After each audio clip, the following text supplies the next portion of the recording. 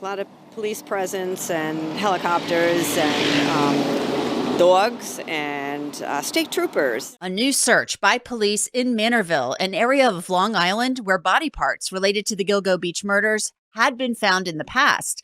Mystery surrounds why police are scouring the area and whether it could be connected to the investigation into Rex Heuermann, who's been connected to the Gilgo Four. Thanks for joining me for Crime Fix. I'm Angenette Levy. There was some really big news on Long Island when police started searching a wooded area in Manorville. If Manorville sounds familiar, it's because it's the area where remains belonging to Jessica Taylor and Valerie Mack were found. Some of their remains, of course, were also found on Ocean Parkway on Gilgo Beach. Now, no one has ever been charged in their murders. Several New York media outlets, quoting sources, say this search is related to the Gilgo Beach murder investigation. Rex Heuermann, an architect from Massapequa Park in Long Island, is charged with the murders of the Gilgo Four. They, of course, are Maureen Brainerd Barnes, Melissa Barthelemy, Megan Waterman, and Amber Costello, 4 sex workers who were found wrapped in camouflage burlap. Heuermann has denied the charges. Here's his lawyer, Michael Brown. You're talking about a gentleman who has never been arrested before. He's a productive member of society. He's going to work every day. He's supporting his family, and he's incarcerated. And he's claiming he didn't do this. So obviously it's troubling, and he's dealing with it on a day-by-day basis, one day at a time. But he is looking forward to having his day in a courtroom. So back to what's going on in Manorville. Police spent 2 days searching the area. And as you can see from this video from News 12 Long Island, it was a busy search. The Suffolk County District Attorney's Office will only say the Suffolk County Police Department, the New York Police Department, and the New York State Police are working with the District Attorney's Office on an ongoing investigation. We do not comment on investigative steps while they are underway. We will make further statements when appropriate. The search was a surprise to people who have followed the case closely for years, including Joe Jackalone, a retired NYPD cold case sergeant and host of True Crime with the Sarge on YouTube.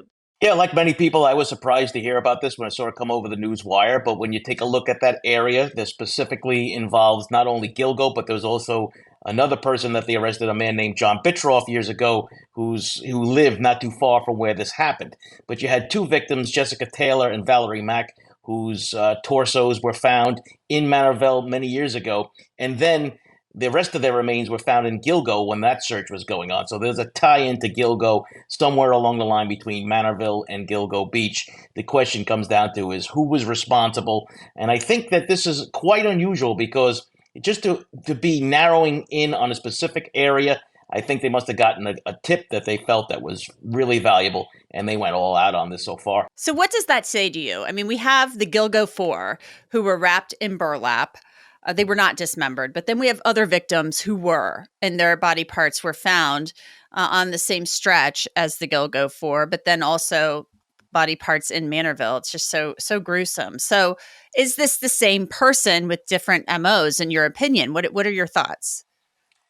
Yes, and from the very beginning, I was a one-person serial killer on this whose MO had changed over time. So, for instance, he had to dismember the earlier victims because he picked these young women up off the street, and someone might have seen him get into his car or truck or what have you, and that he would be afraid that they would be able to identify him. Then, as technology changed and burner phones and internet, like with the Backpage and the Craigslist, there was no need for him to dismember people because it was done totally anonymous, or he thought so at the time, and there was no need to be able to go beyond what he had to do to discard the body. So I think it's been the same person all along, and the issue that comes down to is that the police have a real tough time ahead of themselves because we haven't really heard if there was any DNA found with any of these other cases. And if you remember, Angenette, there was a big feud between then Police Commissioner Richard Dormer and Thomas Spoda, the district attorney, about how many killers there were. So you think it's one killer. So does that mean you think it's Rex Heuermann? Yeah, I believe it's one killer from the very beginning. Listen, cops don't believe in coincidences. And I think you ask almost every cop out there, they'll say, everything ends up in Gilgo Beach. That's ground zero for everything or everybody. And whoever was responsible for all these cases, that was his area, so to speak. So if he passed by it or drove by it, that's what would give him the thrill. And that's why he probably took pieces from other victims and left them there. Because remember, you also have Peaches that was in Hempstead. You have Karen Vagata. You have a lot of different cases that were kind of scattered throughout Long Island and still ends up remains in Gilgo for them. It's almost like someone called it a trophy garden. That's basically what you're looking at. Now, as you saw in News 12 Long Island's video, dogs were scouring that area in Manorville. So how successful could that search be if it is related to the Gilgo Beach investigation? Believe it or not, the cadaver dogs can go back sometimes as much as 20 years. And they actually requested the NYPD to bring in extra dogs too because the area was so big. So there's apparently a lot of different dogs. The state police were there, NYPD was there, Suffolk County. I'm sure the FBI was there too. I didn't see any of the jackets, but I can almost assure you that they were there also, probably Parks Department. Anybody on that task force, any agency on that task force, it was there today, and they're probably still there now, going through all of those areas. Josh Zeman is a documentarian who has covered the Gilgo case very closely. Josh, your reaction to this surprise search in Manorville? Yeah, they have an awful lot of resources out there. Police helicopters, news helicopters, canine units, multiple canine units, different search parties from numerous different law enforcement departments. So it's quite a big search out there. We had heard reports that a neighbor had found a body, but we haven't seen the medical examiner, we haven't seen anthropologists or the crime scene unit out there. So that leads us to believe that they haven't quite found anything yet, but the amount of law enforcement out there is definitely surprising. The big question, and nobody will answer it, but a lot of outlets in New York City are quoting sources who say that this is indeed related to the Gilgo Beach investigation. And there are many sets of remains out there on Gilgo Beach where no one has been charged in those homicides. We know Rex Heuermann, of course, has been charged with the Gilgo 4. That's a specific set of victims who were found along Gilgo Beach. But the big question is, do they believe this is related to Rex Heuermann, or do they believe that there's more than one suspect who's been dumping bodies along Gilgo Beach? I mean, that's the question that we asked on our show many years ago. How can it be? You have two sets of remains, Valerie Mack and Jessica Taylor, found in 2000 and 2003 in Manorville. And then you have the same body parts found in Gilgo Beach next to what is known as the Gilgo Beach 4, which Rex Heuermann has been charged with. So are those remains the same perpetrator? Did Rex do those crimes as well? Or are we dealing with a second serial killer? I know it sounds strange, but there's been numerous serial killers acting in Long Island at the same time. Robert Schulman and Joel Rifkin were both operating at the same time. What leads us to believe that it may be two different serial killers is the fact that the MOs are very different. The Gilgo Beach were found whole and intact, and these women were tragically dismembered. So that's one question. The other question is, why dump some body parts in one part of Long Island and some body parts in another part of Long Island? And that's the key question here. And Joe Jackalone, who we heard from earlier in the show, says that he thinks it's the same, it's one killer who changed MOs. But these are two very different MOs. I mean, I don't want to sound gruesome, but dismembering a body it takes a lot of work. But that's just the way it is. If you've ever covered a dismemberment case, this is how they describe it in court. I mean, it is not easy to get rid of a body. The Gilgo 4, that is a very specific MO. These women are tied up. They are bound or wrapped in camouflage burlap. Very distinctive. Correct. These are sets of remains in different spots, dismemberments. So that's the big question here. Do you change MOs if you are indeed a serial killer? Do you try one thing and think, oh, that's not working out, so let's try this. I'll just do it this way. Or do you get lazy? Do you have all these what's called forensic countermeasures early in the process? Jessica Taylor, for example, tragically had a tattoo. Basically, someone had tried to almost scratch it out off her body. That's so you prevent identification. Did the killer basically decide, well, I haven't been caught, so I don't need to go through all these different countermeasures in an effort to conceal the identity of the body.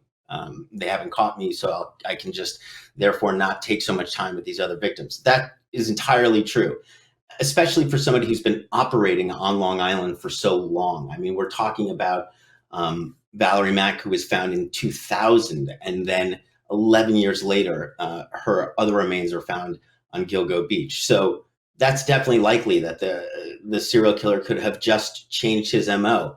But also, why is somebody dumping body parts in one place versus another of the same victim? That's another. Is it forensic countermeasure? Is there something else going on here? So it's a real big question. Are we dealing with one serial killer or two? It is a big question, and one we hope to have answered. But as you mentioned, I mean, they've got the NYPD out there assisting with this. Suffolk County needed more resources, so they brought in the NYPD to assist them. You know, Ray Tierney, the DA out there, if let's say there are two killers, he's got a mess on his hands. I mean, let's say that there are indeed two serial killers. That I don't know how they're going to, with the remains found. So, you know, in different areas, I don't know if they've got any DNA. I don't know why they're out there again. They must think there's another body out there or other evidence. They've got the dogs out. So that to me says they think there are other remains in Manorville. I would agree with you. The fact that there's so many resources must mean that it's something fairly credible. And look, we were in that area. We went through that area with Timothy Bolger, the editor of the Long Island Press, a number of years ago, looking at it. It's a spot where people dump bodies. Numerous bodies have been found there over the years. It's also an area used by hunters. It's a likely place to dump a body. Then there's the other issue that comes into play, which is there was another individual in Manorville named Bitroff who has also been charged and convicted of killing two women. So, and he lived very close by. So it is a real mess out there. And if it is two serial killers, that really puts the Rex Heuermann case in jeopardy. Talk to me a little bit about Bitroff. Tell me more about him. Bitroff was convicted of killing two women, sex workers again, a very different MO, but he happened to live very close to Manorville, where Valerie Mack and Jessica Taylor were found. He was convicted of those crimes, and people have always wondered whether or not he may be related in some fashion to the Gilgo Beach victims. Now, we know that Rex Heuermann's DNA was found on the Gilgo Beach 4, so everybody's just trying to figure out, is Bitroff connected in some way, shape, or form, or is there just a lot of individuals going around tragically killing these women? And the other issue is we don't know some of the other victims who are found on Ocean Parkway. If we knew their names, maybe that could help us get more insight into this case and ultimately find out who's responsible for killing those individuals. It is an interesting question, and the MOs are so distinctively different.